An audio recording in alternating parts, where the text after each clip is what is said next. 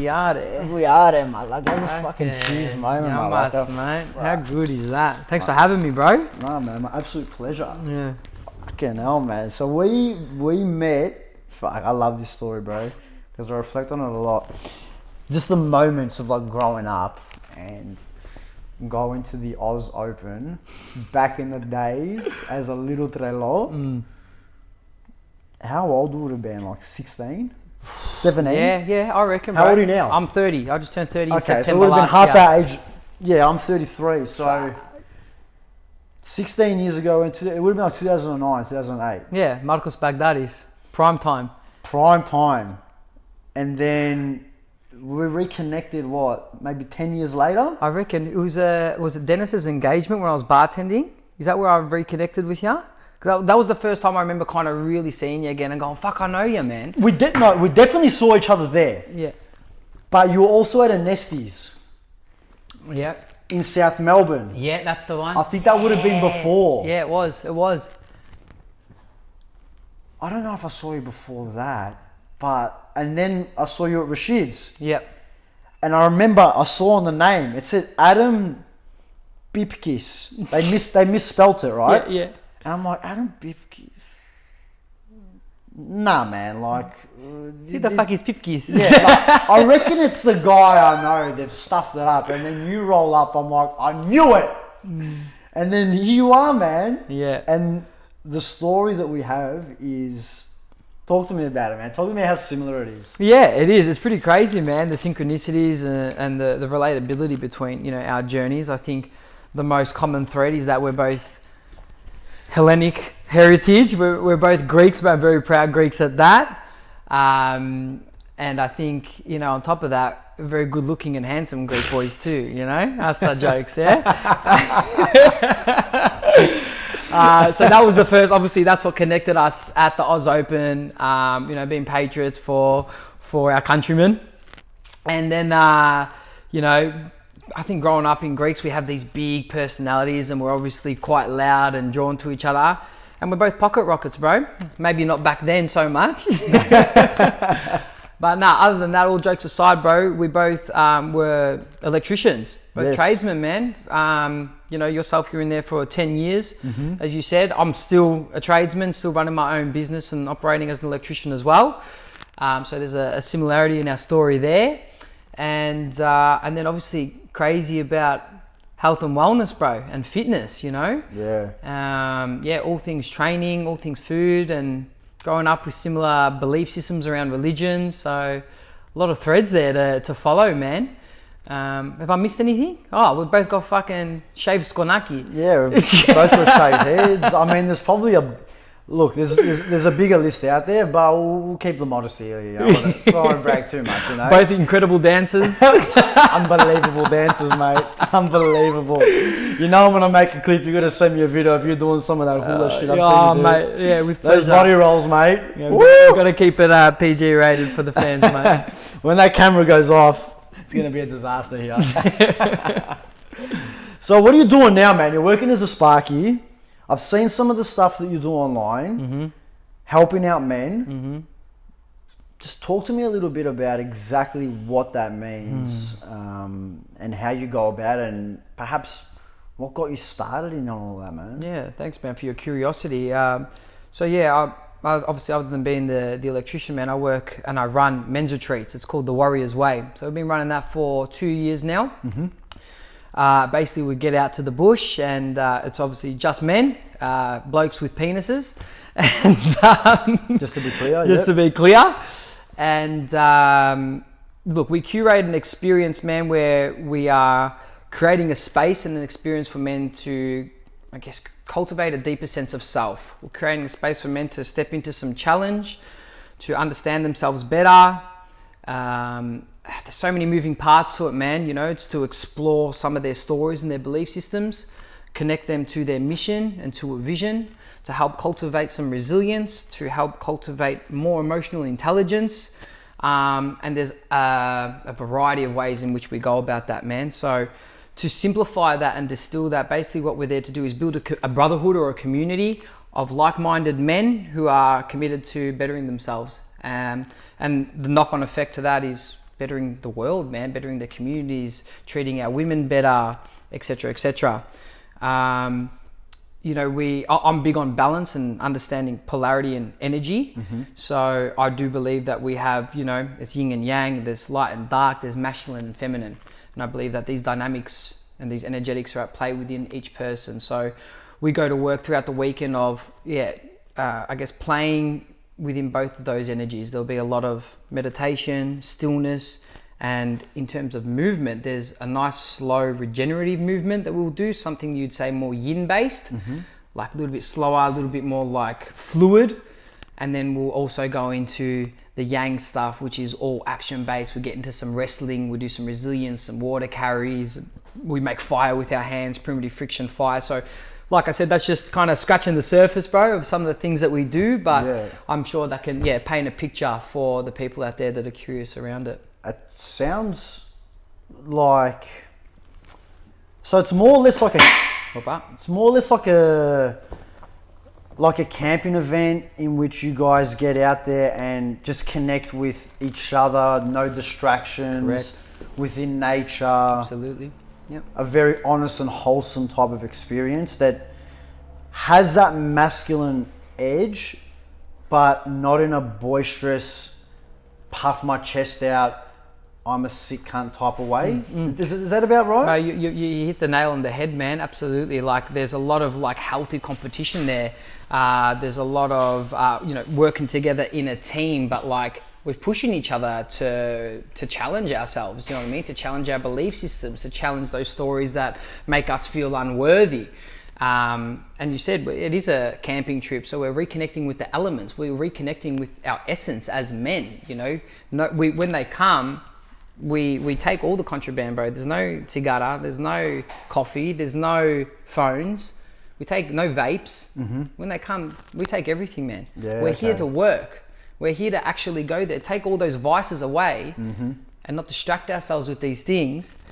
And then prompt them with the questions throughout the weekend. There's the thread and the story in which we run through. But yeah, man, that's exactly what it is. You hit the nail on the head, bro. Yeah, and I mean, guys especially, I mean, I know for myself, we're obviously very proud. We've got egos. There's a bit of a shell that needs to, I guess, get cracked, and before you really touch on the healing process or actually connecting with someone in general. Yep. Like I'll just have a conversation with someone that I might be out at a party with or whatever, and typically it's, I guess, would be with both men and women. There's an element of resistance to begin with. It's not until you actually peel that layer back where you actually see who that person is. Now, how hard is it for you to like? What are some of the things that you guys do that really like breaks that person down? Yeah, because if people come in that are, I don't know, they've got some trauma or they're very reserved, they want to get better, but you as that person that pulls that out of them, like what's something that you really find that works well for you? Yeah, that's a great question, man.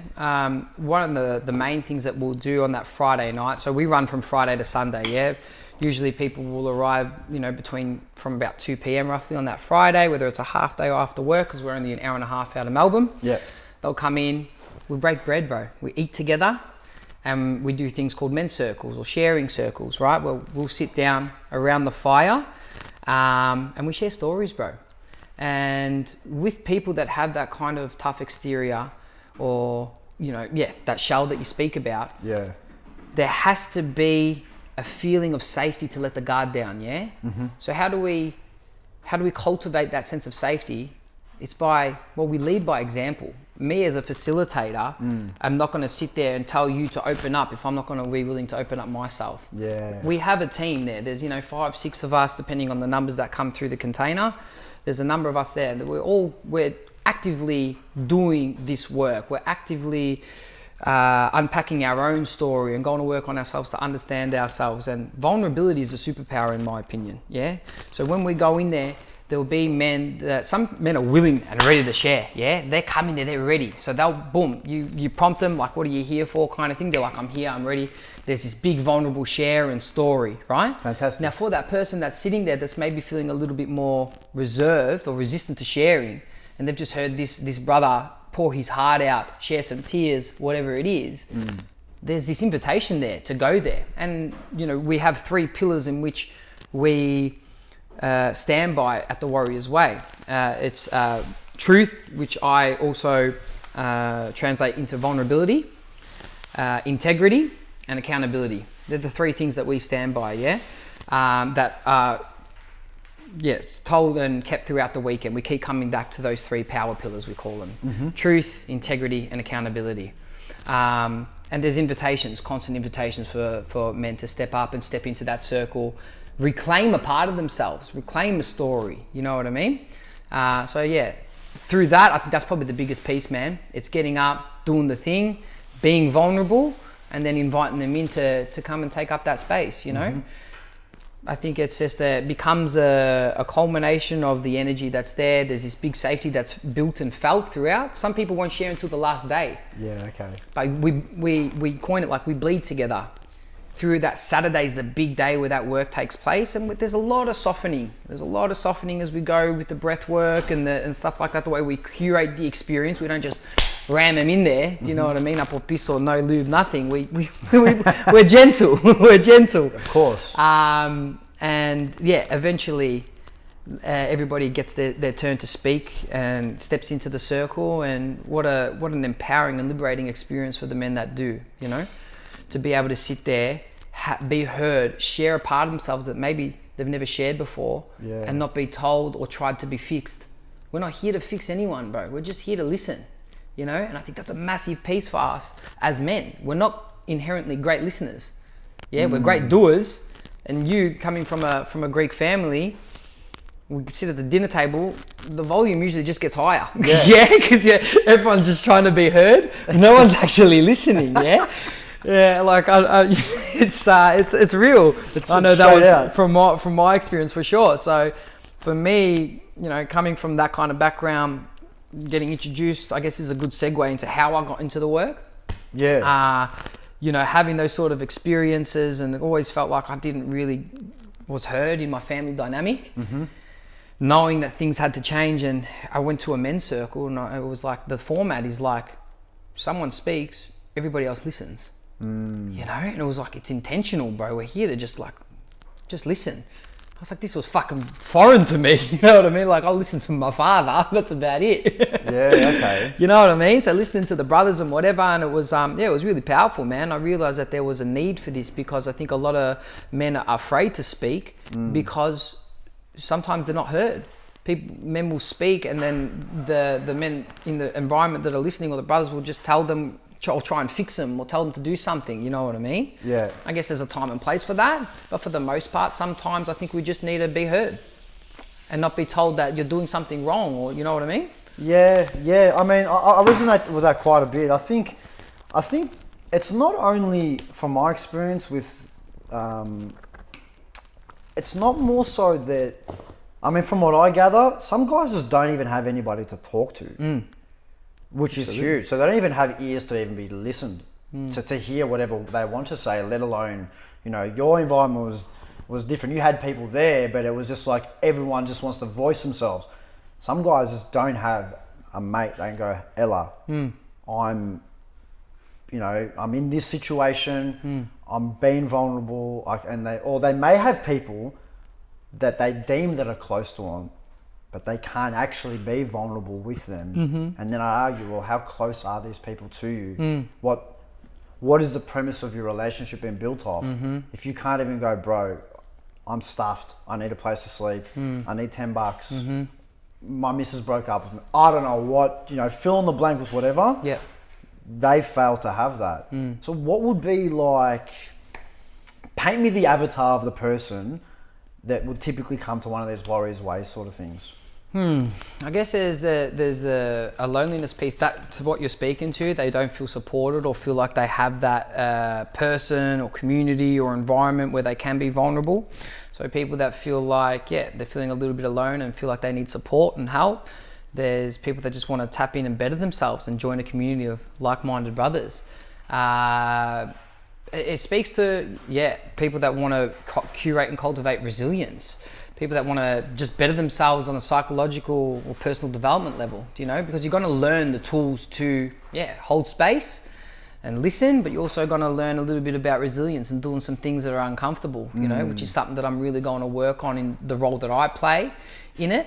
Coming back to that point of, energy and balance, you know, I think we've spoken a lot about tuning in with the feeling, getting that emotional intelligence piece, but I think, in this day and age, it's really important to also cultivate that real resilience as a man, that real physical power. It's our essence, it's how we were created, you know what I mean? And I feel like at the moment, because they kind of change from time to time, not time to time, they change, I guess, with what's alive in the general, I guess, collective energy of men as I run them and I'm curating the experience. And I think at the moment, went on a bit of a tangent here, but I feel like it's almost like I'm seeing this overcorrection from men they've gone into this emotional body, which is great, but now they're almost becoming pussies. Do you know what I mean? Yeah. And I was gonna say, like, who's gonna carry the fucking boats, bro? Do you know what I mean? Like, I know the world's in a pretty fucked up place, man. And I think,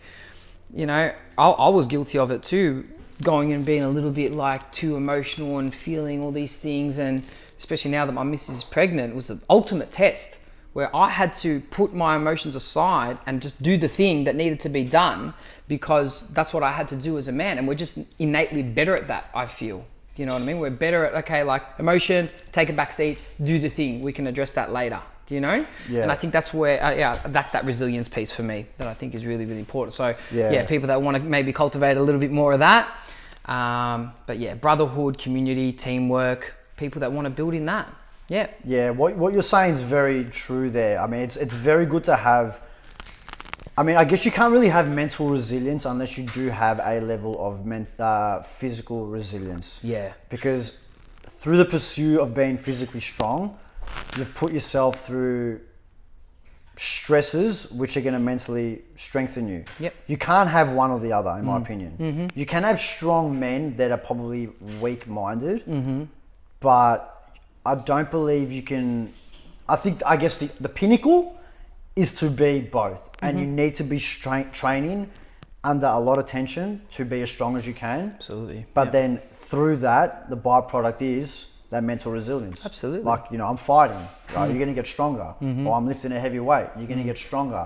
You need to actually tap in and say, I'm going to do that shit. It can't be one or the other. I think it's a lot of people are thinking that you can go and just be mentally strong, but a fear in the work that needs to be done. Like you said, like, who's going to carry the logs? Yeah, exactly. It's a stimulus, man. And I think it's a beautiful segue into like mind-body connection.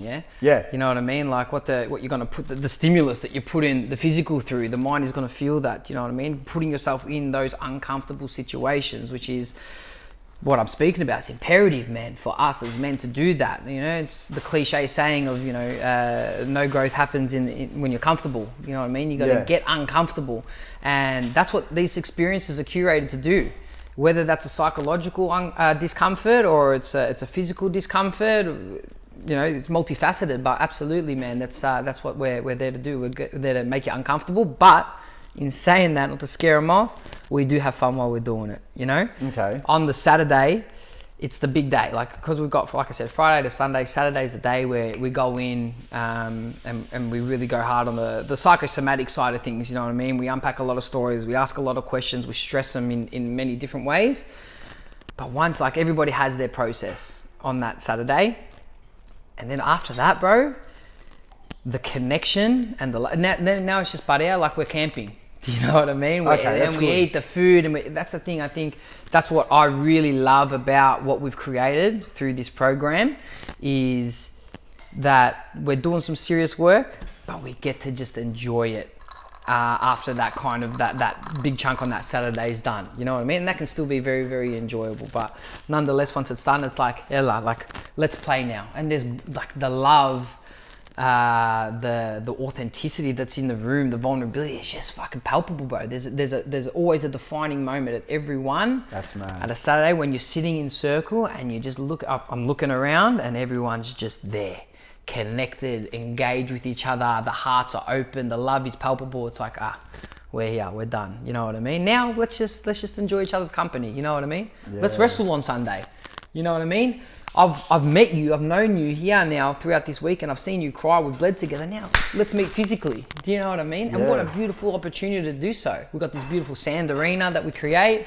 And bro, that sounds mad. Hectic. Yeah, it should come. Oh, legit, bro. Yeah. That sounds fucking off its head. It's mad, bro.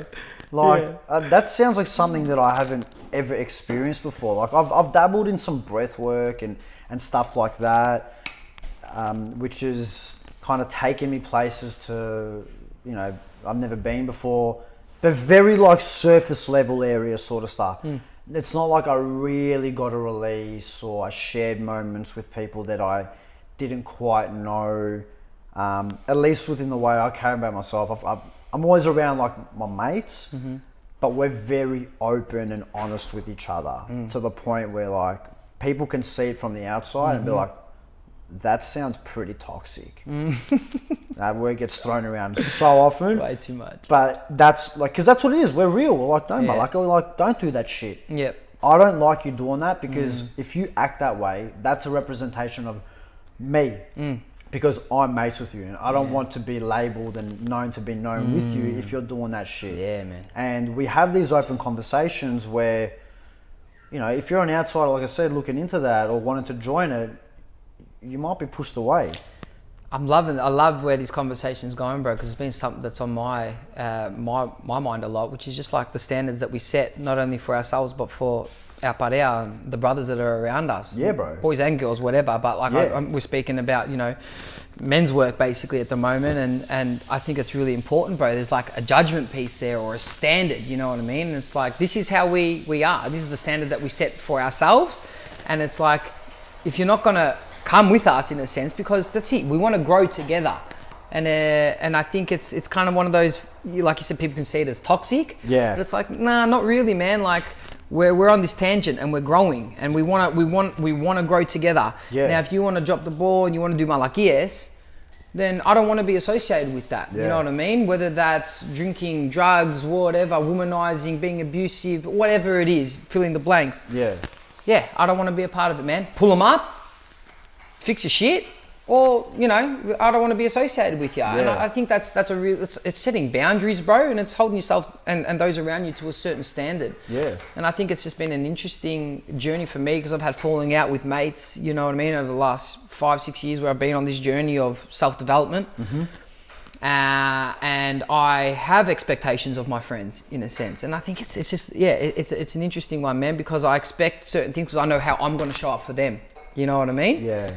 And the way that I show up is how I'd want to be treated. Do you know what I mean? Like, I know you call me, bro, you come to my house at 3 a.m. and you say, Pippa, get in the car, we got to go. I'm coming. I'm not going to ask a question. You know what I mean? That's the kind of level and the love that I have for those brothers around me. You know what I mean? But if it's not reciprocated in a sense, then I can only respect you to a certain level. Yeah. And the more I respect you, the more I'm going to love you. And I'm going to respect you through the actions that I'm seeing.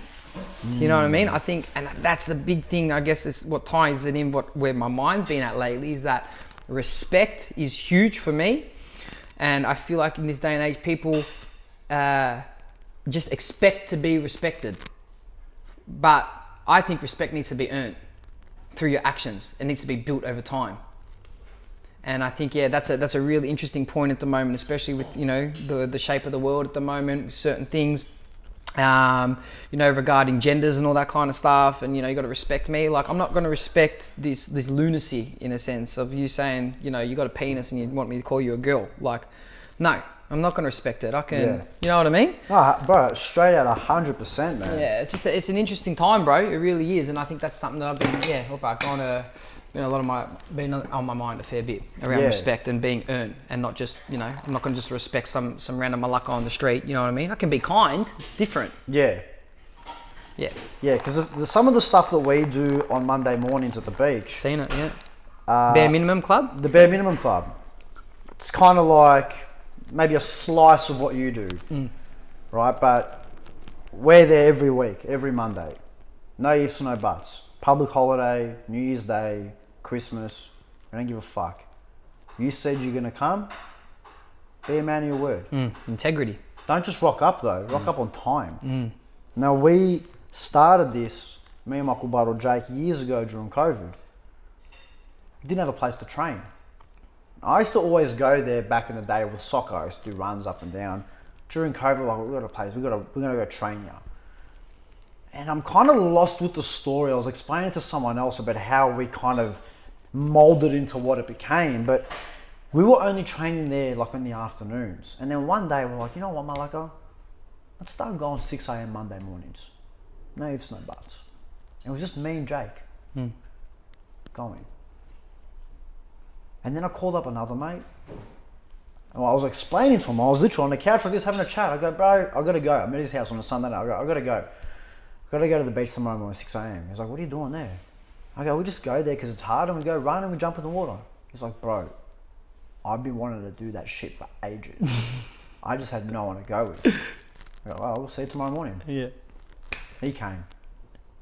Slowly but surely, others kind of gravitated towards it. And then we're like, you know what, let's chuck a scoreboard up there. Mm-hmm. Let's put points up for grabs. Let's keep people accountable. Yeah. This, that.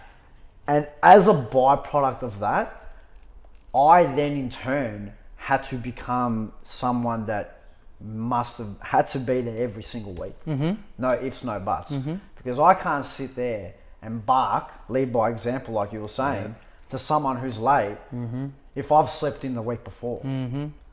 So then that made me get even more disciplined and more structured, and then it just cultivated this community of people that were like, I need this shit in my life. So now we've got a set of rules. You get 1 point for not only rocking up on time, you must do the bare minimum of 10 ups of the hills and stairs and do 10 minutes in the water. Then you get your point. If you rock up 1 minute late and you do everything, no point. Everything must be complete. And mate, we've had guys there that have changed their lives, like lost 10 kilos just from starting this, and then what that bleeds into everything else. Absolutely. It's nuts. Yeah. And bro, it's no piss take. Like we're yelling at cunts. Like, if you're not doing the work, bro, like get running while you're walking. We kick people out. You don't rock up three times in a row, gone. Out of the group chat, no privilege. You don't get access to, the people that are there, the network that we've got. There's guys in there that are running businesses. There's trainers. There's a plethora of people in there that you can leverage off if you gain access to it, but you must earn it.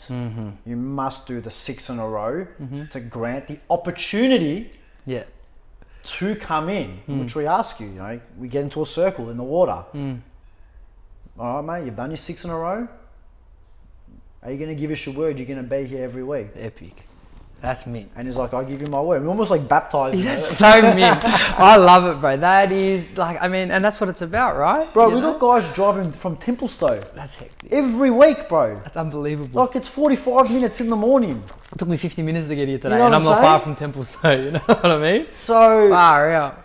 and that's it. And that's upholding the standard. And I've actually gotten to a point now where I'm almost like, you know what?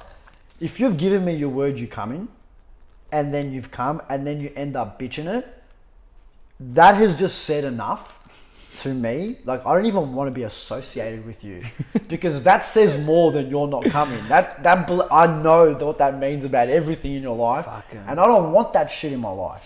Showing up, bro. Showing up. Yeah. Because, as we get older, what I've realized, like we were saying before about, pulling up your mates, or you're not liking certain things. And, now that we're going into our 30s, I've had mates that have been around since 15, 16.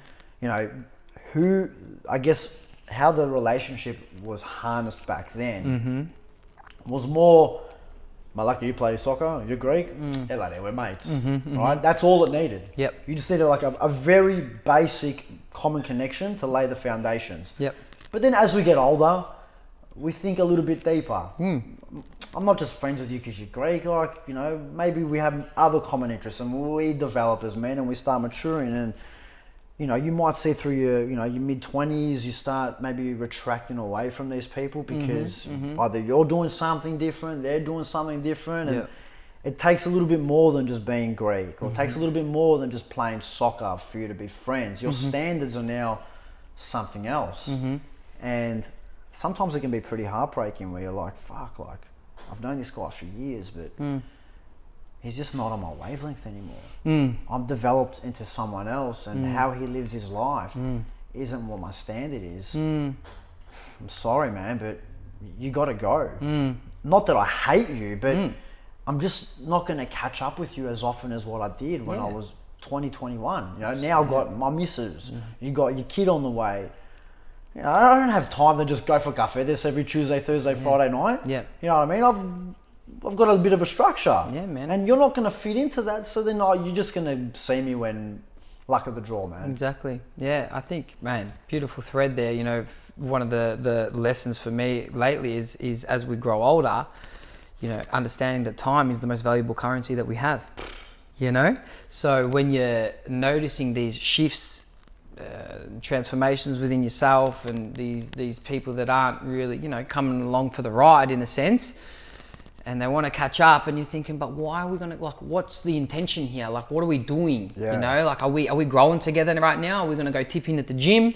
Are we gonna go for a run at the park? And it's just about, you know, the alignment of the values of the friendship, the dynamic of the friendship, all these things start coming into play. And I'm noticing, like, most of the people that I'll see, like, we haven't caught up in ages. The first time we actually dropped in, because I respect the way you do. I think we share similar values. I know we share similar values, but if I'm catching up with people, it's usually project related. You know what I mean? Projects or businesses or side hustles that I'm working on, where, we're gonna create something, we're gonna create a service, or we're gonna bring something to people and inspire people, positive change in the world. And I mean, it's just one of those things that I've really come to understand that time is valuable, man. And having to distance from relationships, not in a way that I dislike you, but I still love you from afar.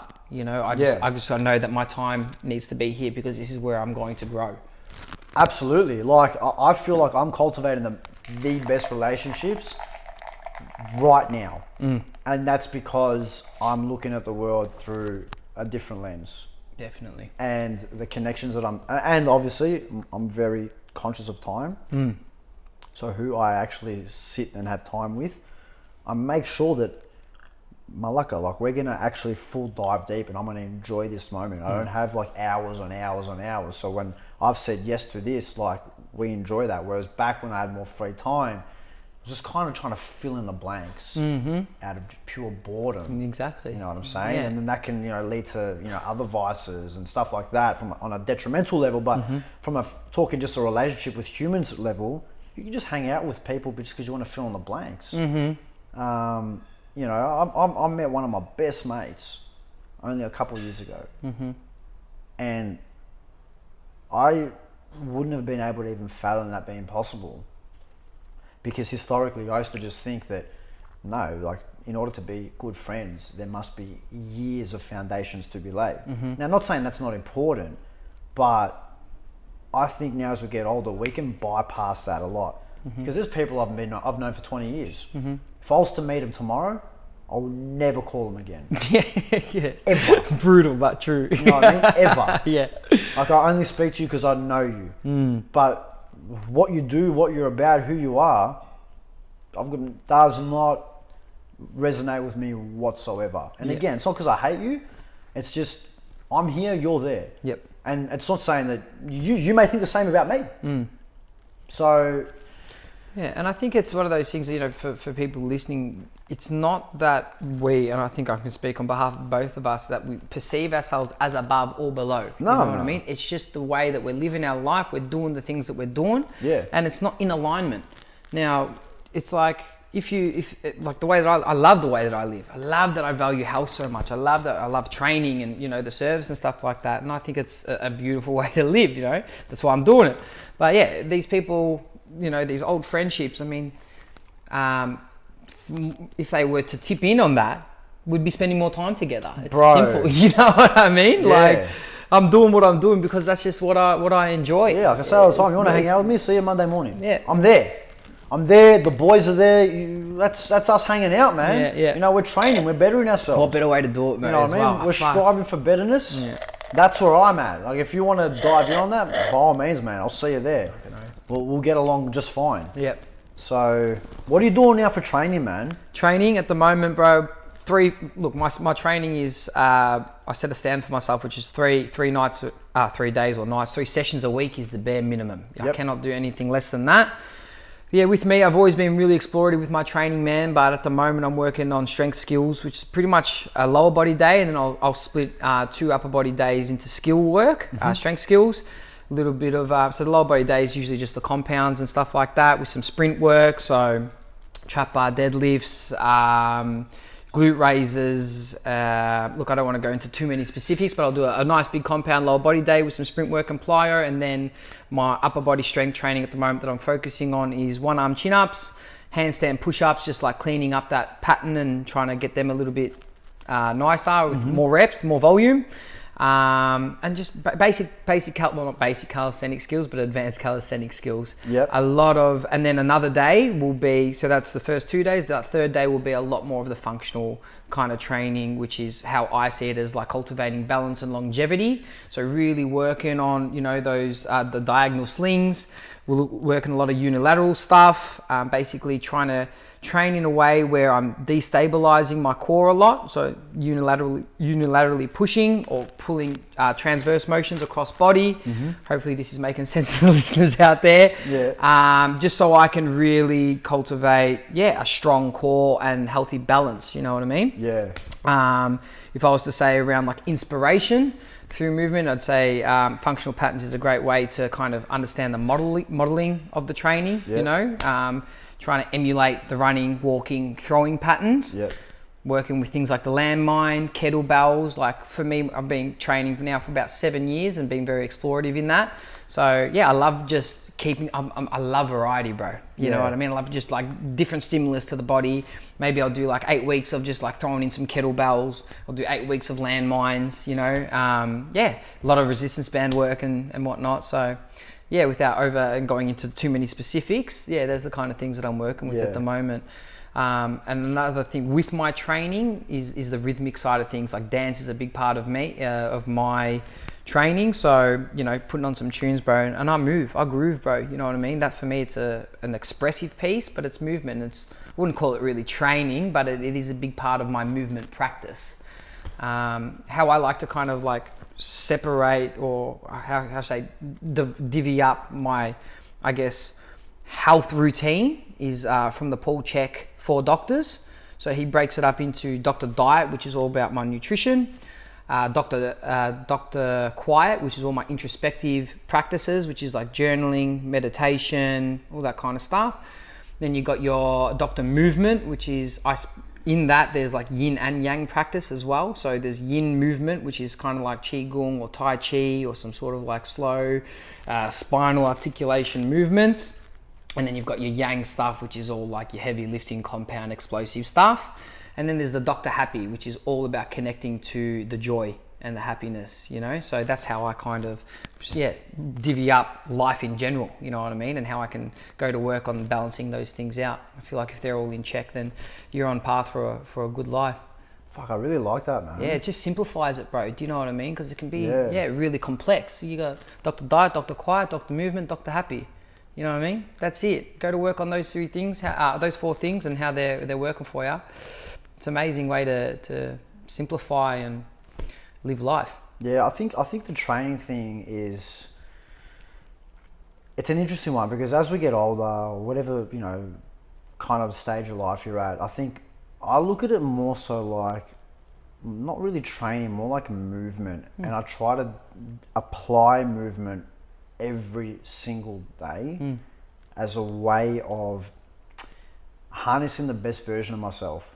If I just go and do like, okay, I've got like, say, just 4 days of strength work or just 4 days of training, well then I'm wasting 3 days, or I'm not going to feel as good on those 3 days because I haven't applied any movement. So I like to do things where I may have some strength days, but then another day I'm not doing strength, I'm doing boxing, I might do running. But every single one of those, I need to do something to make me feel better. If I have a day I'm not doing nothing, I'm not that same person. But I think the training doesn't have to be balls to the wall, you know, red line in every single session. Applying some movement, like you were saying, it might just be dancing one day. Mobility.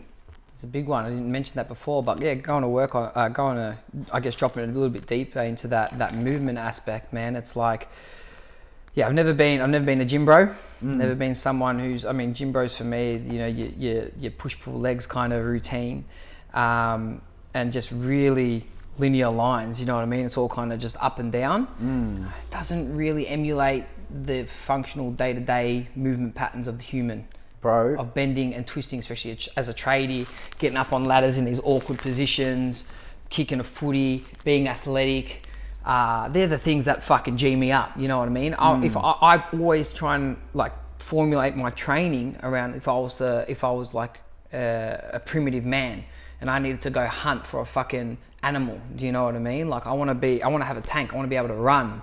I want to be explosive. I want to be able to, you know, carry shit hard to fucking kill. Yeah, I want to carry the boat, bro. Yeah, bro. Man, I 100% agree. That's how I kind of structure it, bro. To paint a picture. Do you know what I mean? It's like I want to move in those other ways, not just up and down.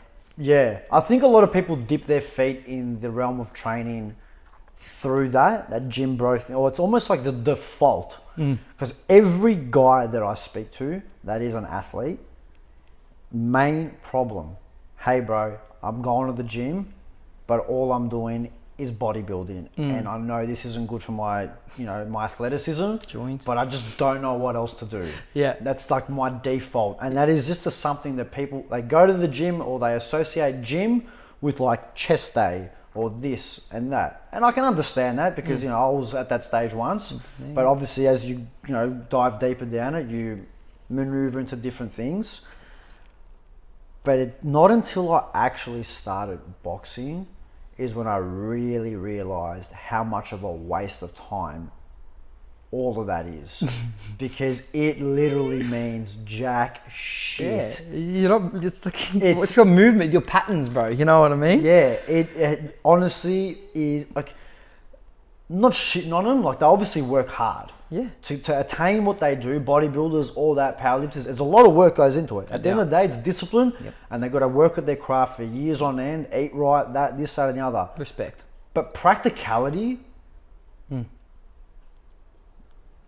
like you go onto the mats, you're going to get mauled by any wrestler. 100%. You go onto the ring, you're going to be gassed out in 10 seconds. Yeah.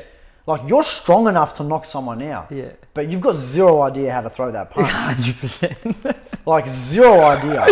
Your movement's going to be shaky as, and on top of that, you couldn't run until the end of the street. Like, what makes you think you're going to last 3 minutes of skipping? Yeah, 100%. So that's always been something that I've always said. It's like, what's the point in having the parts if the engine doesn't run? You know what I mean? Bro, you got a mad Lambo in the garage. Yeah.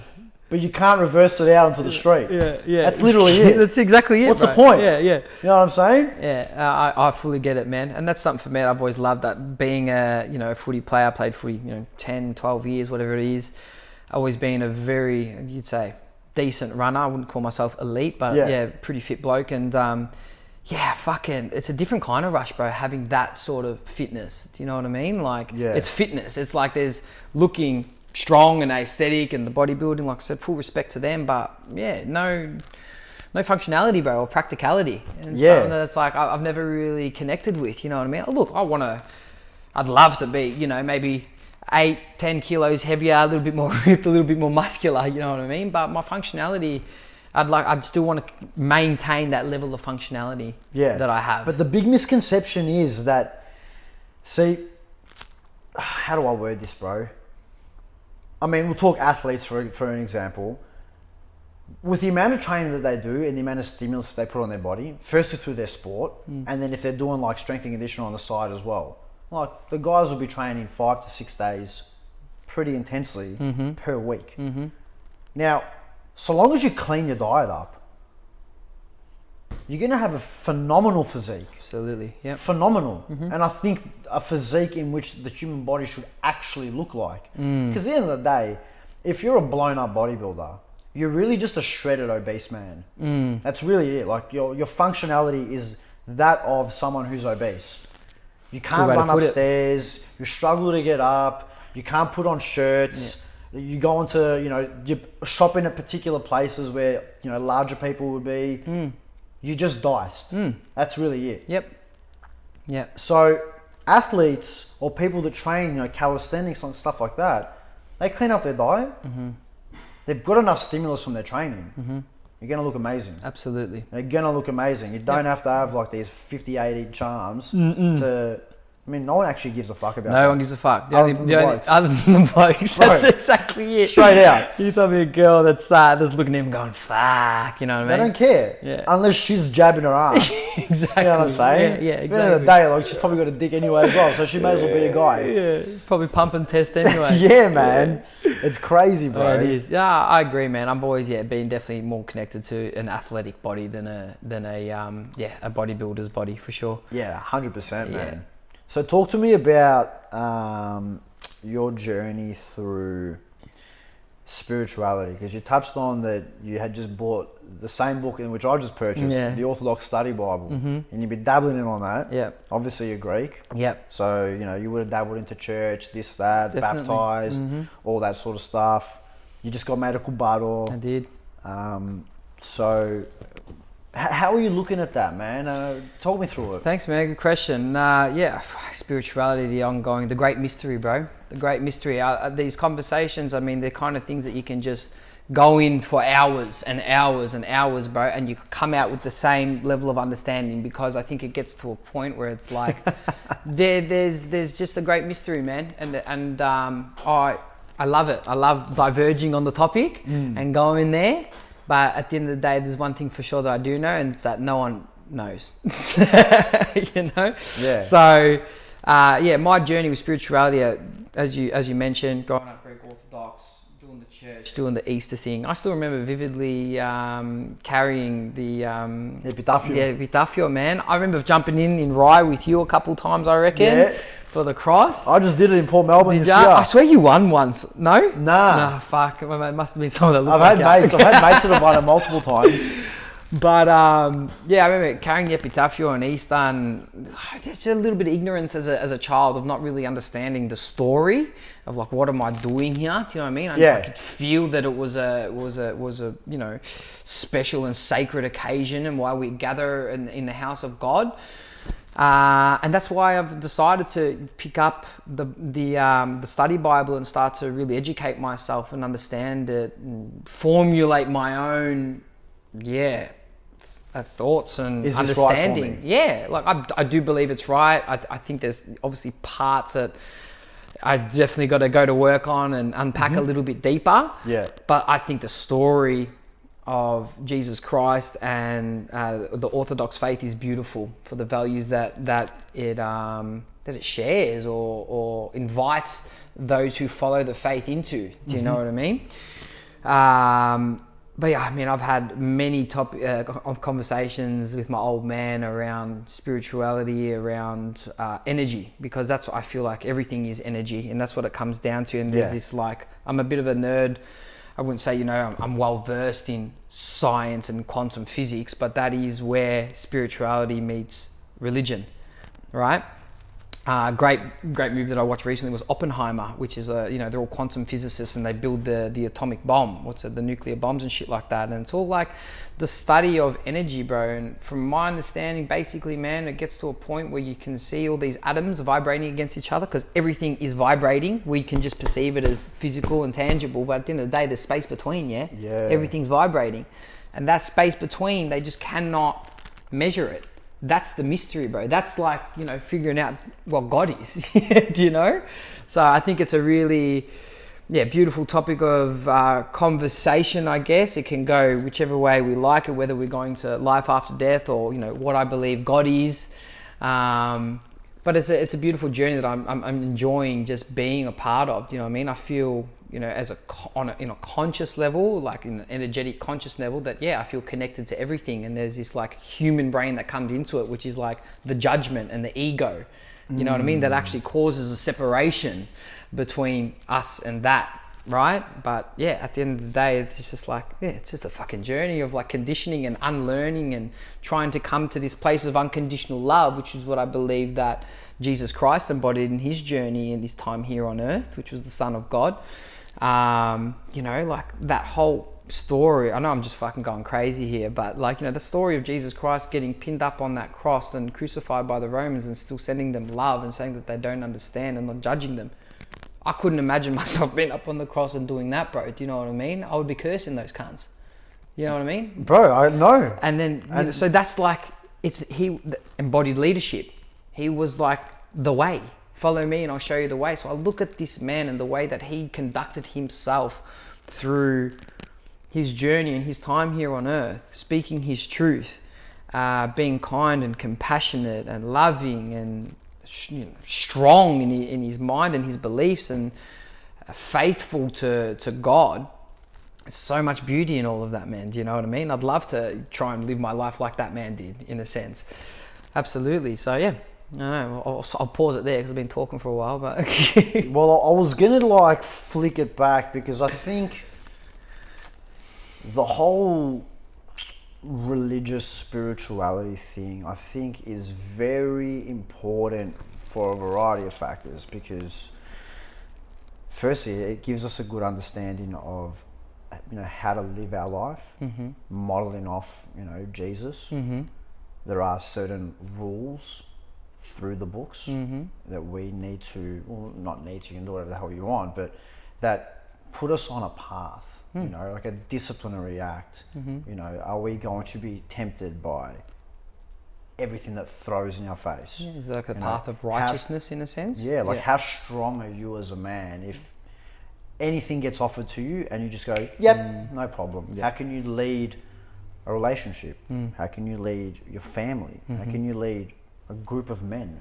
How can you lead anything? How can you lead yourself on the most basic level if you can't say, nah, that's not for me. Nah, that's not for me. Nah, that's not for me. And I think the principles behind that assist men a lot. And I think society in general, because we've moved away from it and people are creating their own way of thinking and, you know, whatever the hell they decide to do, not as religious as what, you know, generationally we once were, it doesn't make me surprised to see where we're at right now. Yeah. Where we're at right now. Whether you actually believe it's all crap or not, and, you know, you can break it down and argue it scientifically and prove it wrong, whatever. Say you're right. You guys, you proved it wrong. Good. But you're failing to understand, to see there's so many good principles behind it. Exactly. That you've just flushed down the toilet because of one thing that you've proved wrong. And now what, you put your ego up like we won sort of thing. Like, relax, mate. Like, cool. Maybe you're right. All right? We'll give you that. But you're holding yourself back on so many other beautiful learnings and teachings that can assist you in your life because you're so stuck on thinking that could never have happened. Yeah, people get fixated on trying to prove things wrong. And yeah, man. Like my old man always says it because, you know, I diverge on the topic of spirituality, death and rebirth, you know what I mean, is a topic that, you know, is not in the Orthodox faith, you know what I mean, but something that I've kind of connected to through some of my psychedelic journeys. That's another story, but my dad always says, mate, you're making us a lata. You know what I mean? It's like, it's written. Just, you know, don't worry about going into it. But I think another really important thing to add on top of what you've said is faith. Like the belief in God, the belief in a higher power. Now, I have gone through some dark times in my life, and there's been times where I felt like I was alone. But now with my connection to God, I never feel alone. I always feel connected to Him or it, or the source. That's powerful, man. That's powerful because, yeah, I think faith is important. I think there's people that are struggling in life and they feel like they're alone and they've got no support or love. But when you connect to that understanding that God loves you and God's with you all the time, if you so choose Him to be, that's like, what else do you need? I get goosebumps when I talk about it, bro, because what else is there, bro? You know what I mean? You can be alone, but I know that I'm not alone because I'm with Him. You know what I mean? I know that my path and the way that I go to work, I wake up in the morning and I pray, and if, like, yeah, my day may not be perfect, but my day is bringing to me exactly what I need, and I trust that. There's this beauty in the faith, the trust, and the surrender when it comes to, like, yeah, having faith. Blind faith. I believe that I've got a path. I know that God's going to provide for me everything that I need, but I just need to keep showing up in service to him or in him. Do you know what I mean? Yeah. I think that's really, really important, bro. It's something that, you know, has been ingrained into me, especially with my father's relationship with God. So I think it's just, yeah, really important for people to find that meaning for them. I'm not saying that this is the way, but find a way that you can connect to God and connect to source, you know? I think there's many ways I can do it. I can do it through prayer, but I can do it getting out into the bush, bro. And just being in this miracle that he's created, this earth, he created in perfect symbiosis and harmony, bro. This great miracle where everything is just feeding itself in this beautiful life and death situation, the infinite, bro. You know what I mean? Constant life. It's a cookery. Unbelievable, bro. Yeah. You couldn't do it if you tried, bro. You know what I mean? And sometimes I sit there and I'm just awestruck, bro. Like, what is this that I'm living in? And I know that that's come from something much bigger, greater, grander, more magical than sometimes we can ever wrap our little monkey brains around. Bad. And, you know, like you said, man, and we touched on earlier, the not being listened to or not having someone to, you know, hear what you're saying. I think if you have that faith, then you're always going to be heard. And I think that's also important through whoever you are, what journey you're on. If you can go into a quiet place and really connect and have that chat through prayer, just talk to yourself, however you want to look at it. That's pretty powerful, because I think people misinterpret perhaps who God is and what his job is. Like, the guy's not a genie. You don't just sit there and go, hey God, like, I'm starving, lay me out a board of souvlaki, right? And bang, voila. Or it's not about putting all your faith in God and then just sitting there and waiting for shit to happen. You still need to do the work. This is what you were speaking about before, coming away from it, and what I'm learning from the study Bible at the moment is the active faith of going to church. And I know you've spoken about this recently. I remember watching on your Instagram page, you know what I mean? Talking about the soccer and all that kind of stuff and how people have stopped going. Yeah. You know, like, it is, yeah, important to be active in your faith. You know, I don't know what it looks like. It's obviously different for everyone, but like, yeah, he's there, but you gotta show up in that faith. You know what I mean? Like you said, it's not just, I did my prayer and it's gonna happen. Like, no, correct. Show up, and in those, it's like a lot of people, maybe when they're in times of despair, everything's good. It's like God doesn't exist, yeah? Yeah. And then when the shit gets rough and it's, I need some money, or, you know, I'm feeling down now, God, please help me. Where was your faith to him and your love to him when you were humming? You don't deserve him. That's right, man. Yeah. You know, that's, I think that's something that I think people kind of get mistaken. Absolutely, man. Because at the end of the day, man, I mean, if you reflect on being faithful to, say, a woman, your wife, your girlfriend, whatever, and being faithful to your religious belief. Now, if you just never see your wife, are you really that faithful? Like, there's a big disconnect within that relationship. You can't just say I love her and then not do anything about it. You can't just say I'm a devout Christian and I never rock up. Cool, you might be doing everything else, but that's a big part of it. And if you can't commit a certain time to do that prayer and just rock up and be involved in the community, the like-minded people, then you're missing a key ingredient to it. I was actually at church a couple months ago, and the priest actually mentioned that. He goes, everybody's got an excuse. Everybody's got an excuse. If you can't commit to it, you don't deserve to be here. And I was sitting there, I was like, this guy's right. And I said to my girlfriend, I go, we need to come way more often. None of this bullshit, like, you know, Easter. You know, Sunday. Like, I used to have these clients on a Sunday morning. I said, no more. I go, no, I'm not doing you at 8 o'clock, 9 o'clock. Like, you're taking away time from what I wanted to do, and that's it. And I could definitely be going a lot more often, but that really hit me, because I was like, this is interesting. You're actually a bit of a fraud. I don't want to be known as that. Sure, we can always do better in everything. There's never a point where you're like the most perfect human being. But I felt like I was getting a little bit called out. And I was like, you know what? I'll prove you wrong. Mm-hmm. But he was absolutely right. He was absolutely right. And on top of that, man, I mean, it's a great community thing. Like you see people around, there's an aura that I get of like, I just feel like safe, calm. There's people around. I feel like held almost. It's like a warm hug Yeah. when you walk in there most Like of the time. I don't feel like anything can go wrong. And that is powerful in itself. And I only really started harnessing that again as I got older, because back in the day I was like, I can't be bothered going, man. I didn't get it. I still don't fully get it, man. Exactly. You know what I mean?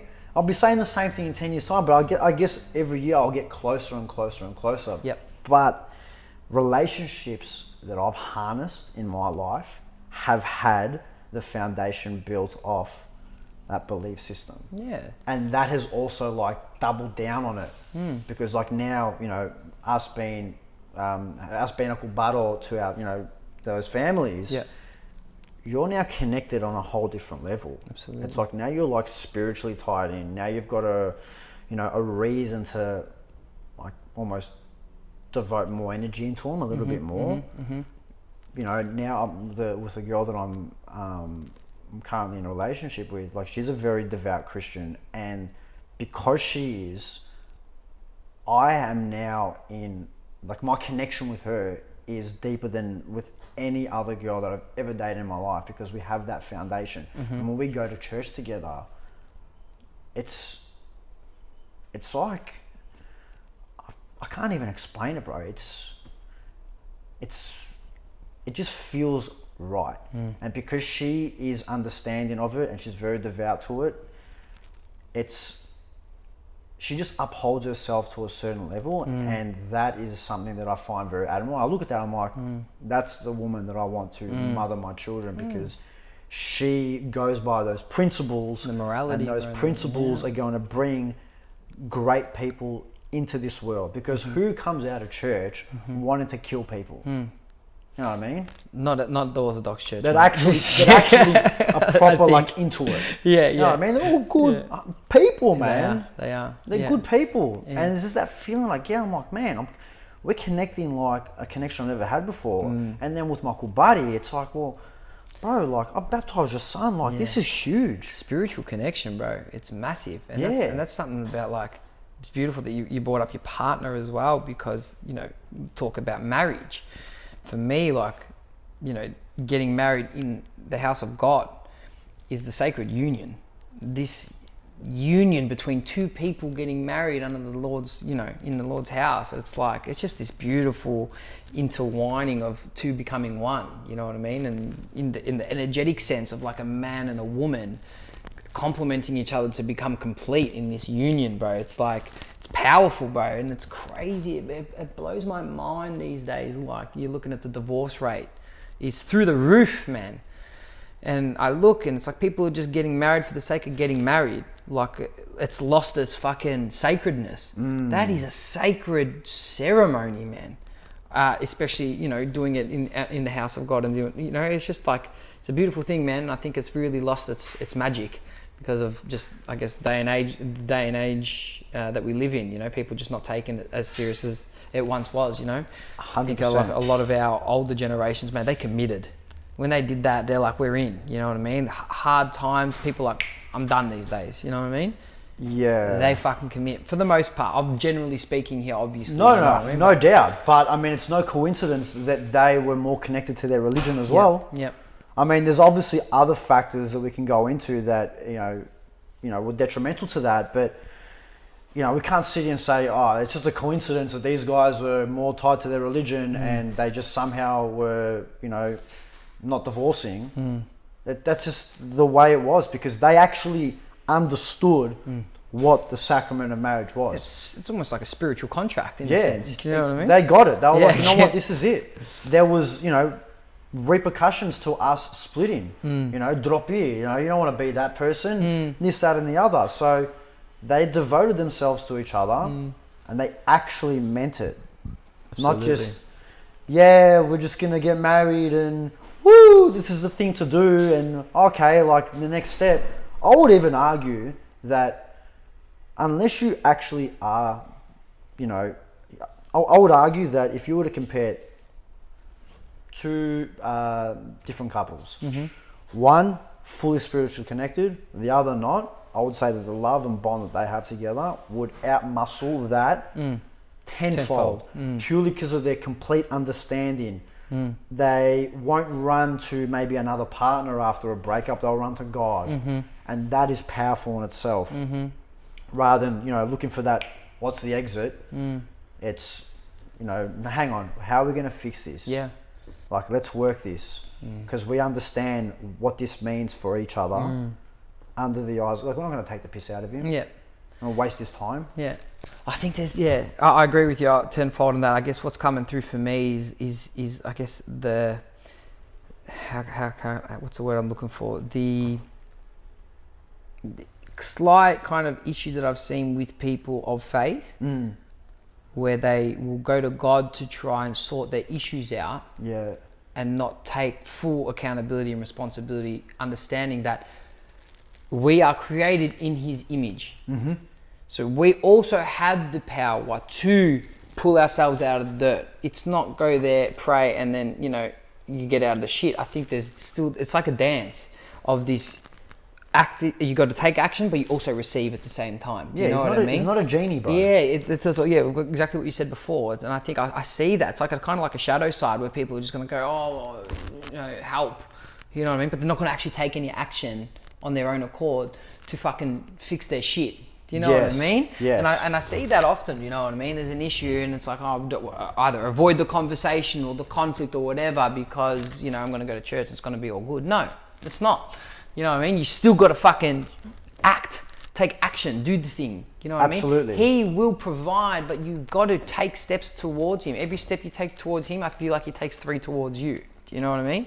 And I also think it's worth noting that every time you take a step there, the temptation becomes stronger from the devil. I've noticed that every time I've tried to I do deepen my faith into God, I notice the temptations pop up around me tenfold. It's like, oh, you're getting closer. Here's all these different distractions or temptations. And, you know, I've buckled many times in the past, you know what I mean? And you know, dropping in, having that chat with my dad and him going, hey, you know, that's just what happens. That's your test. You know, and I just think it's crazy how those dynamics and polarities are at play. The devil is beautiful. That's the thing. We've got to, you know what I mean? He'll look and present himself or itself in this beauty, whether it's in women or the temptation, whatever it may be, you know, but a good time, whether it's drugs or whatever, you know, fill in the gaps. But it's important to, I think, stay really centered and discerning with the path of faith to God. Because it's interesting, man. I mean, I feel like I'm having so many more of these conversations with, at least within my close-knit circle, because we're at the age now, man. All my mates, they've got kids. They're married, or my Kubaro's about to be married. I feel like I'm like maybe a year or two behind them from a relationship standpoint, so to speak. But we're all very like thinking more so about God, religion, because we are taking those steps now where we are, you know, getting married, or we're baptizing our children, or it's because we're so confused with what's going on in the world that there has to be an understanding. And I think, again, reflecting back on the Bible and the religious side of things, these things were created how many years ago, man? Back when, you know, polarity, there was just man and woman, and there was not even an ounce of thought that there was anything else. And if we just stick to those principles, I think the world will just get along fine. But you veer away from that, and then everything else pops up, and then they want to be included, and it's just like, hang on a second, you're taking the piss out of this. Huge. Taking the piss out of it. Unfortunately, 2 gay men can't get married under the eyes of God. I'm sorry, but it just doesn't work like that. You don't deserve to have a child. I don't believe you deserve to be able to adopt or have surrogacy or whatever. Like, in order for that to be cultivated, you need to find a woman. And Yeah, you naturally, it's a natural law. Yeah. I think. Yeah, it's just like every other animal in the kingdom understands that, except our monkey brains, like you said, that think, oh, it's okay. Like, we actually love each other. I'm sorry to say, but I do not believe a same-sex couple can love each other the way that a man and a woman connected can. There is an energetic flow, you probably know the words that I'm talking about, where you connect and you bond together when you're in love, when you're having sex, that just can't be done when two same-sex couples get together and do whatever the hell they do. They may feel like they love each other, but that's just that's a representation of what they think love is. I don't think they've really embarked on that connection with the opposite sex. Add the religious side of things as well, and it's just chaos where you're just like, what the hell is going on here? You know what I'm saying? I'm here, bro, loud and clear. Because then you also, you know, something that you're about to hit on too is you're creating the miracle of a child together. Now you're bringing in a human being into the world. You Perfect. can't like you're gonna look at your partner and be like, we did that shit. That's right. Yeah. That's a creation of, now we've created something that is a representation of the two of us. That's right. That is Proper miracle, man. You know what I It's mean? unbelievable. Yeah. like, I haven't even done that, but I foresee that would be the craziest thing ever. Yeah. The love that you guys will have when you're looking at your daughter to be will be like, mate. Yeah. It's yeah, You incredible. know what I mean? You think where you're at now is good? Yeah. Maybe add another year. I'm talking like I know I've done it. Yeah, but I'm, yeah. It's beautiful that you can connect so deeply with it, bro. Do you know what I mean? So that's something that's like everything else. It's like you got your meat and then you got Beyond Burger crap. You know what I mean? Yeah. Sure, it might fill you up, but come on, man. Like, that's all bullshit to me. Yep. And everything else is a fallacy in compared to the proper ingranation of man, woman DNA connecting, missing. creating a child like we're supposed to, man. Just it's like you said, man. It's natural law, and I think speaking and just tacking on, pretty much repeating what you said, bro. Like the fucking how we've just made a salata of what Not was, a Greek one as well. No, bad, terrible. Yeah. Like, it's Aussie. Yeah, it's just, honestly, It's a snag. yeah. Yeah, but it's crazy, man. I find it hard to fucking wrap my head around it, man. To be honest, it's like it just doesn't flow, like energetics, man. And you notice, you can feel it in the collective, like the confusion in the air, like who the fuck is what, you know what I mean? Like I'm all for equality, you know what I mean? Like as in men and women are equal. In their own respects, we both have our strengths, you know what I mean? We would never be able to, I feel like, love and nurture like a woman does. No chance. And they would never be able to lift heavy shit, to put the simple example like we do. You know what I mean? And that's all good. Yeah, that's fine, but it's beautiful because we both have and play our roles. You know, I'm an old school thinker in that sense, and I think it just works because there's a balance. Now everyone's trying to, you know, these women are trying to be more masculine, and they're losing touch of a feminine essence. They're losing their sex drive. They're not finding partners and all this kind of stuff. And it's just I think it's just part of the bigger plan powers at play, I should say. But I mean, that's, you know, we're going to open up a can of worms. Breaking the family unit. Yeah, exactly right, bro. Yeah. Breaking the family unit, you know. Well, they're doing a damn good job of it. They fucking are, man. It's scary, but yeah, I think that's why I'm passionate about the work that I do and kind of restoring, in a sense, the way that always was. You know what I mean? I want to get back to our roots, in you know how a family unit, I guess, is the dynamic of the family unit is supposed to be, I guess, in my opinion. I think it's that's something that's passionate for me, but not everybody gives a fuck about family, and that's the thing. So we're sitting here and diverging on this conversation around family because it's something that's we're passionate about, you know what I mean, and we value. Where some people are just like couldn't give a fuck. They'd rather just be single and do their thing, and I respect it. Good on them, you know. But I guess that's why we're here. having this combo. Yeah, I mean, I think that's real naive to think that, man, because, I mean, what, you're going to be single and just have fast sex for the rest of your life? Yeah, people, I think, you know... Because what's life about, man? Yeah, well, exactly. Well, that's... I think, wow. Well... Oh, fuck, man. I don't know. I haven't worked it out yet. The most simple answer is the meaning of life is to give life meaning. Look, at least I see it, man. I think it's just cultivating good relationships. Yeah. Yeah. At least that's and, you know, giving as much power and helping out as many people. But without good relationships, fuck, bro. Like, I got to a point where I'm like, honestly, man, I'm seeing this girl, I'm seeing that girl. Yeah, it was cool, but I don't really like you at all. Like, yeah, I mean, I had a mad story for the boys, but I'm over that shit. I feel like, you know, yeah, coming into the story of relationship and meaning, I mean, we were created man and woman, you know what I mean? And like when these two humans, man and woman, come together, there's a sense of, I speak from my experience of, you know, cultivating a deep love with my woman and partnership, it just feels complete. I've got my best friend I get to travel and share these experiences with, I get to create life with, and it's like, I feel like in relationship you level up faster as well than you will if you were alone. Yeah. Because you have that the challenge and the reflections and the mirror, how you mirror each other. Do you know what I mean? The triggers are flat out, and you know, it's just a part of the fucking journey of like growing together. And it makes me think, because we've been speaking a lot about religion for a while, on the topic of religion for a while.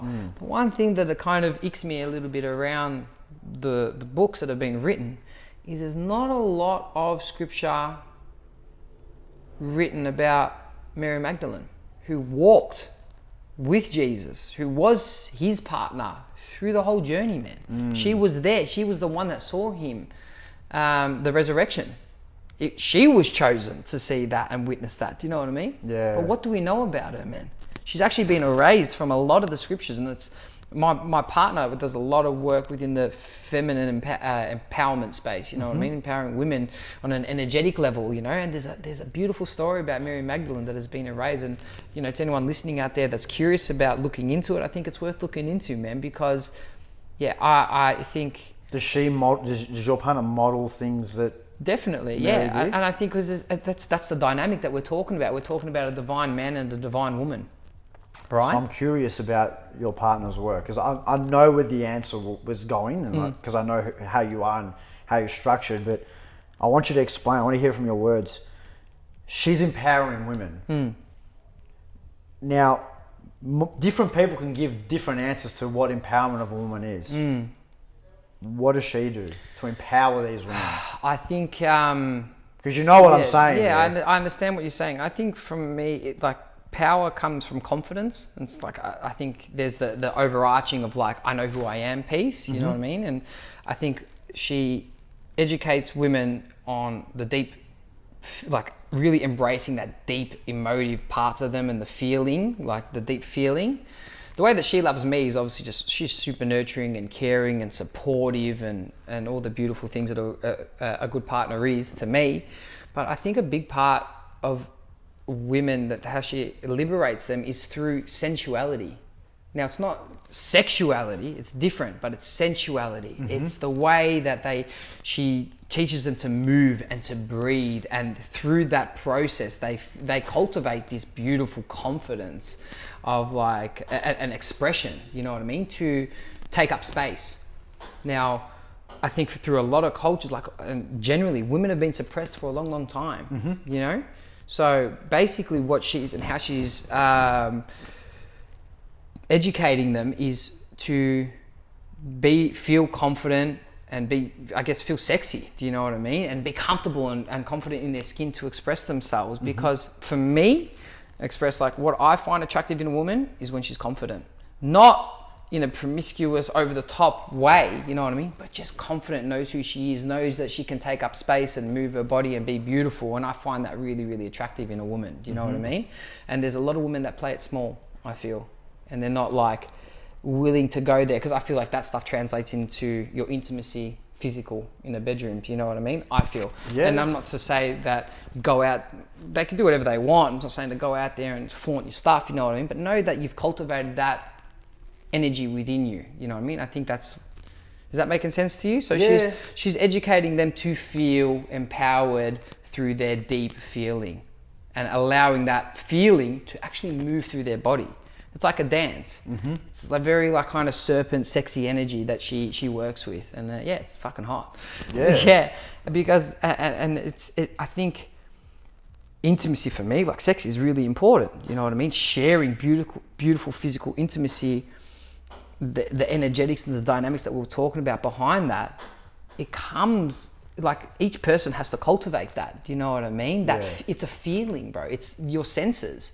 So deepening into that, carrying that from both those people coming together in physical intimacy is yeah, it's beautiful. The love making, the deepening of that, and I think for me, it's how I can kind of like forget the stresses of the world sometimes when I enter into that union with my partner.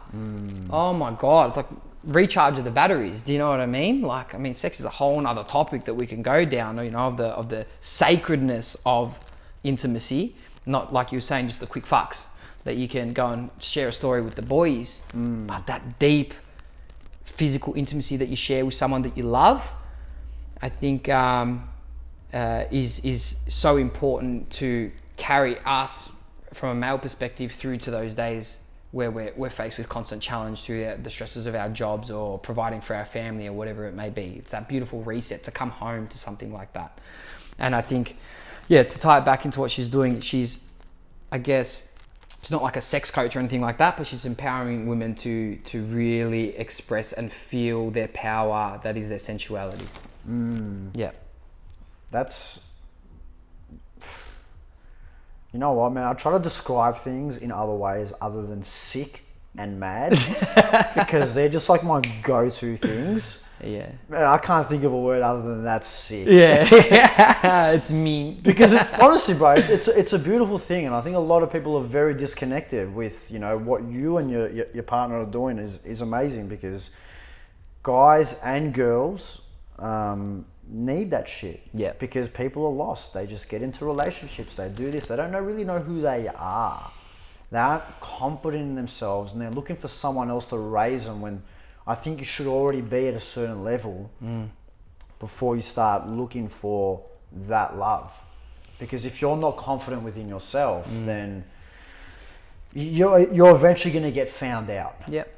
And you know, as a man especially, I mean, if a woman's not as confident in a relationship, I don't think it's as bad. But the man especially, I think, needs to be confident in order to lead the family. Absolutely, yeah. Not to say that if she's confident it's bad, but it's more important. Yeah, definitely. I would say so. I mean, backing yourself in as a man is important, you know, like the decision making. Like, you don't want to be double guessing yourself, you know what I mean? We can fuck up and make mistakes, but back yourself into the decision.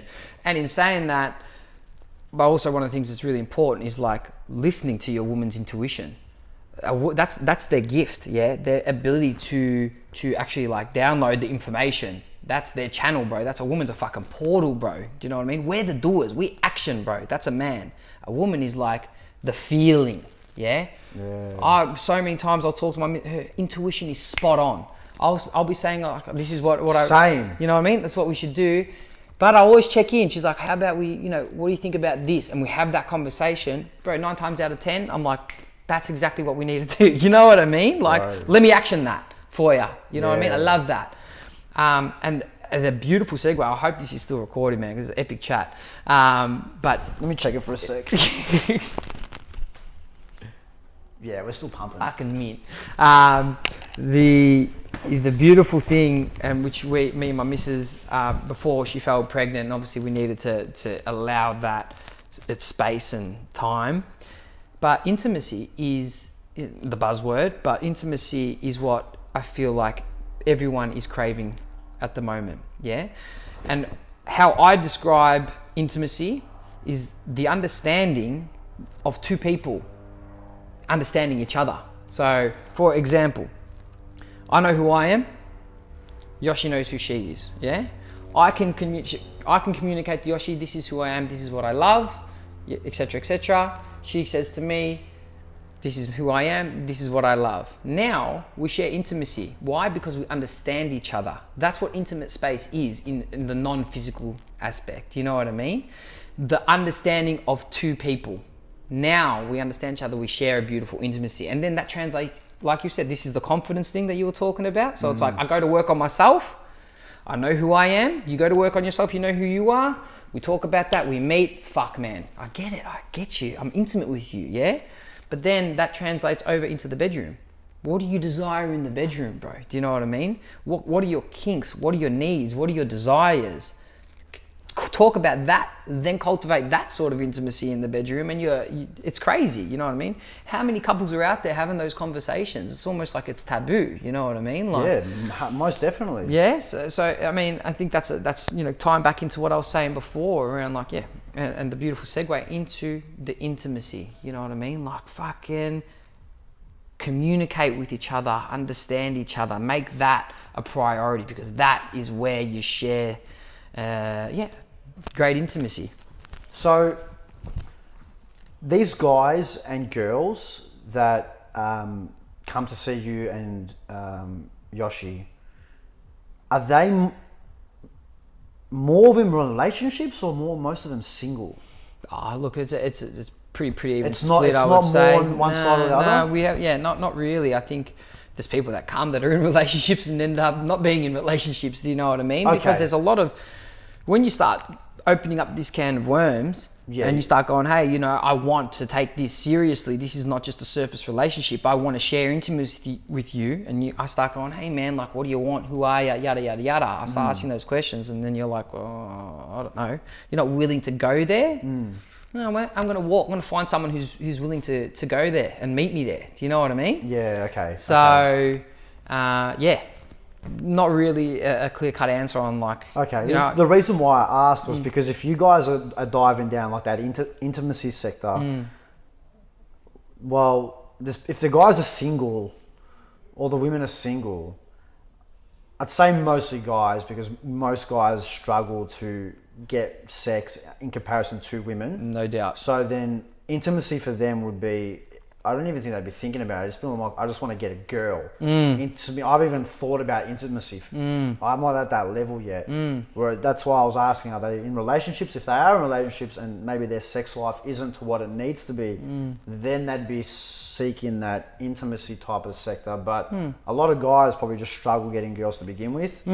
So intimacy is not even a thought. Yeah, I mean, it's an interesting one, man. I couldn't agree more that I don't think women really, whether they acknowledge it or not, understand how difficult it can be for men. Oh, they've got no idea, bro. We have to prove ourselves on all these different levels, and every woman's out there saying that I want this alpha. You know what I mean? And there's blokes. I mean, like, don't know the exact stat, but there's like a top percentile of men that are just pretty much mopping the floors. You know what I mean? Yeah, bro, and then you know, there's the other blokes are sitting there fucking cocking their hand. You know? Correct. But yeah, I get a lot of blokes coming and asking for advice around women and stuff like that. I mean, like you said, just trying to get connected to women. You know what I mean? And understand them in a sense. Interesting conversations always, and my advice to those men is just be real. You know what I mean? Stop. I feel like the games, like, no need. Just be real, man. Don't try and be something you're not. And these cheesy pickup lines and shit like that. Like, I don't get it, man. I don't get it. Go be a vibe, have some fun.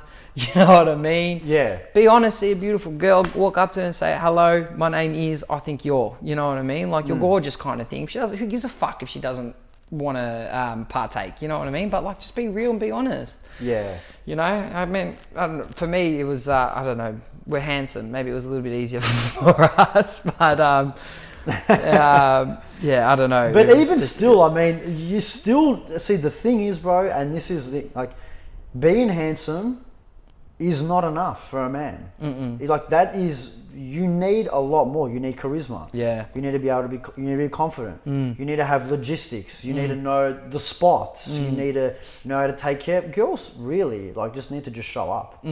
or just reply to whoever's harassing them. Yeah, basically, yeah. That's it. Yeah. And they just sort of funnel through and be like, nah, he's a creep, he's a creep. That guy, singlet, white singlet, tank top, shaved head, yeah, I'll take him. Yeah. Literally. That's really all they need to do, man. Yes, bro. Whereas guys need to work on themselves. Oh, you gotta work. Like, you need to look good, you need to probably smell good, you need to be confident, you need to have all these things. And then, like, I think the girls are more looking at every guy they come across and thinking, why not? Or why should I do this? And the guys are just like, I'll take whatever I can get, whatever I can get. But like you said, that top percentile, I'm mopping the floor because these girls, they only get spoken to by really the guys that they're interested in. Yeah, those are the ones that have the confidence and they're ticking all those boxes, you know what I mean? And some guys are just invisible to them. Correct. They were just like, oh, he's just a guy. But like, it's like, well, he's actually another guy in the dating space. But then on the flip side, it actually works detrimental to the girls, I believe, as well. Within at least, you know, today's modern day and age, you know, talking about breaking the family union, empowering women to be in the workforce. Not that that's a bad thing, like go on work, it's mad. But, you know, there's an equal and opposite reaction to everything. Absolutely. So if you start working as a woman, fantastic, you're adding to society, but you're also taking away time from perhaps dating or really giving your relationship its time, and then that delays you perhaps having a child. But now that you're working and you're boosting this confidence and you're earning more money, well, you think you're going to start dating a guy that's earning less money than you? So now your dating pool actually starts shrinking. Yep. And then as you get older and your dating pool starts shrinking, well, will you think that 30-year-old, 33-year-old guy that you're interested in is going to take you seriously when he could just go pick up a 22-year-old that's probably got less baggage, not as feminist, and will probably listen to everything he says? Who do you think is going to win in that encounter? And I don't think women quite understand that. Perhaps they have a realization as they get older and they hit their 30s. And they go, shit. I'm curious to wonder, I know the answer. I'm sure this would be a big topic in which Yoshi would be having with her, you know, the girls that she works with that have, you know, become lawyers. They're earning hundreds of K a year. Now they're 30 years old, single. And what do you do? Well, like, okay, you got all this money, but you're not going to date a guy making 100 grand because you're better than him. And honestly, why should you? Yeah. You're trying to be hypergamous and grab the dating partner. But there's already jack shit guys out there, and now you just shrank it to like 3 guys.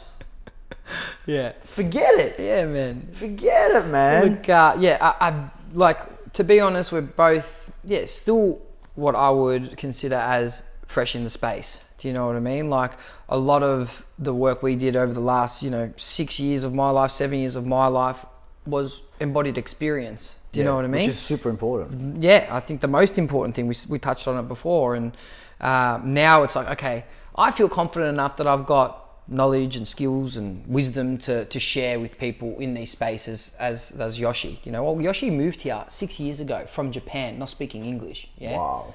So for her to be in the position that she's in, facilitating spaces for women is like mind-blowing, But yeah, still green, still early days for us. And as we touched on before, as we get older and now we're having kids and our intimacy is challenged and tested and stuff like that, it's going to be amazing to see how our services evolve. Yeah, they'll expand. Yeah, most definitely. Yeah, like what you've done the last 6 years is now something you can teach. Now what you do the next 6 years is going to be the last 12 years that you can teach, and so on and so forth. That's why when you speak to older people, how much wisdom do these guys have? Yeah, the medicine. Like, this guy's been on the planet Earth for 90 years, bro. Yeah, bro. Listen to him, man. He's seen some shit that you haven't. Exactly. Multiple times. Yeah. You know what I mean? Yeah. It's crazy, man.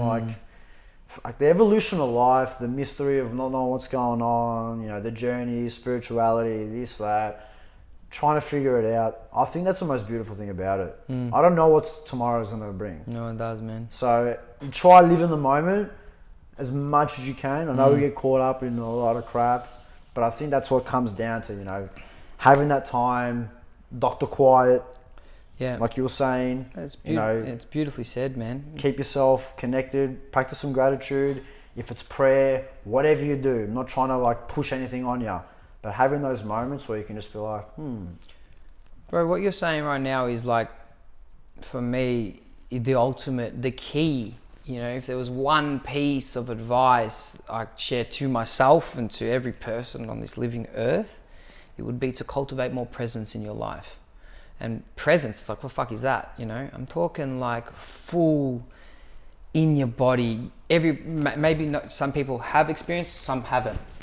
But that moment for me is like sometimes when I come out of a meditation. I'll actually paint the picture for you. It was the first time I reckon I actually, as a young man, conscious young man, experienced full presence. And I was sitting on a cliff face in Greece, down south, like out of Athens in Glyfada, on this beautiful cliff face, meditating into the sunset with my cousin Nicole.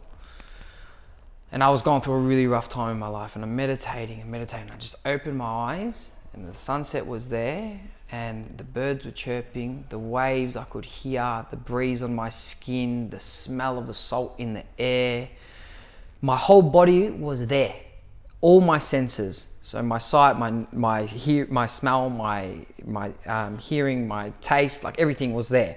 And that's that embodied present experience. Everything's online and I'm fully there. No thought. It was blank. That's presence.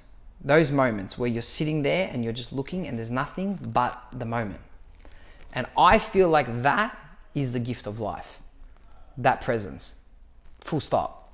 Because our brains are always thinking ahead. What's the next move? What's the next step? How do I grow and expand in this moment? Or it may be thinking about shameful past, or that conversation, or what I missed or didn't say in that moment.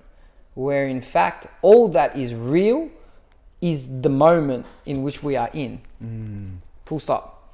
And I think that's what like enlightenment is. Because it's the judgment brain, right? That's that human conditioning I was talking about before. It's always either going forward or backwards. Yeah. But here, centered, present in the moment, that's the gift. That is what I feel like God gifted us. That's massive, bro. Yeah. Yeah. Mate, I tell you what, man, this conversation, I don't think I've been in such a present state. Like, beautiful, man. This just flowed so well, and I'm so glad you hit me up and we made this happen, because Me too. I know this isn't going to be the only one.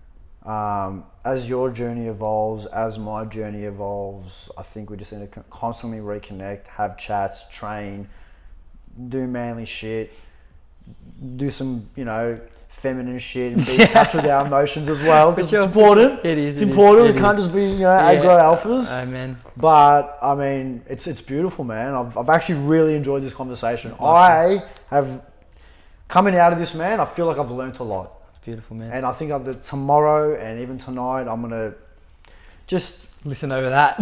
Watch that. Honestly, listen over that. But everything that I'm gonna be doing from now on, it's gonna be, you know, somewhat influenced by the presence that you've had within my life today, and I'm glad to have shared this with you, man. It's a beautiful compliment, man. Thank you. I really appreciate that, bro, and it's fully reciprocated. So where can all these viewers come find the stunt double? The real thing. So my personal Instagram is Move With Meaning, and then my men's retreats that I run is called The Warrior's Way. So the warriorsway.co, if you want to go have a look at the website, it's there.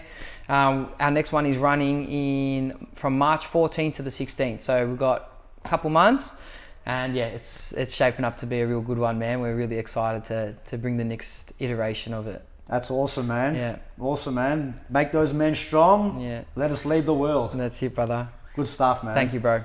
Thanks for having me. Hey, my absolute pleasure. Awesome.